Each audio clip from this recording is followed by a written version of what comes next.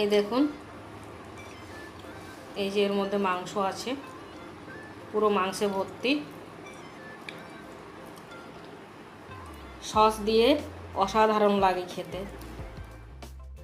মাংসটা খুব ছোট কুচি কুচি করে কেটে ভালোভাবে ধুয়ে নিয়ে ওতে নুন, হলুদ, পেঁয়াজ, আদা, রসুন, টমেটোর পেস্ট, ধনে গুঁড়ো, জিরে গুঁড়ো, গরম মশলার গুঁড়ো, ঝাল লঙ্কার গুঁড়ো, পেঁয়াজ কুচি, চেরা কাঁচা লঙ্কা ও সর্ষের তেল দিয়ে খুব ভালোভাবে মাখিয়ে ম্যারিনেট করে কিছুক্ষণ রেখে দেওয়া হবে। ফিরে এলাম 2 ঘন্টা পরে। এবারে ওতে চালের গুঁড়ি ও হালকা গরম জল দিয়ে খুব ভালোভাবে মাখিয়ে নেব।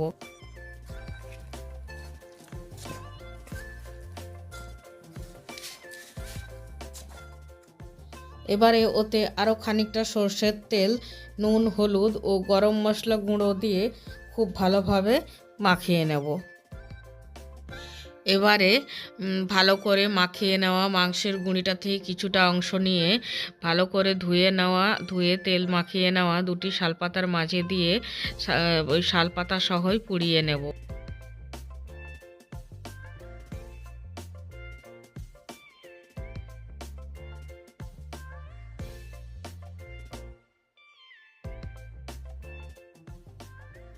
এইভাবে শালপাতার মধ্যে পিঠার প্রিপারেশনটা করে নিয়ে পুড়িয়ে নেব।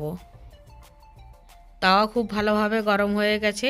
এবারে পাতায় মুড়ে নেওয়া পিঠেগুলি ওতে দিয়ে এপিঠ ওপিঠ 2 পিঠ খুব ভালোভাবে পুড়িয়ে নেব।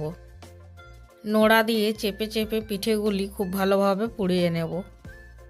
এবার আসল ম্যাজিক, শালপাতার ধোঁয়া আর আগুনের তাপ এর স্বাদে যোগ করবে এক নতুন মাত্রা। পিঠেগুলি হয়ে গেছে, এবারে ছাড়িয়ে নিচ্ছি। তৈরি হয়ে গেল অসাধারণ স্বাদের দেশি মুরগির মাংস পিঠা।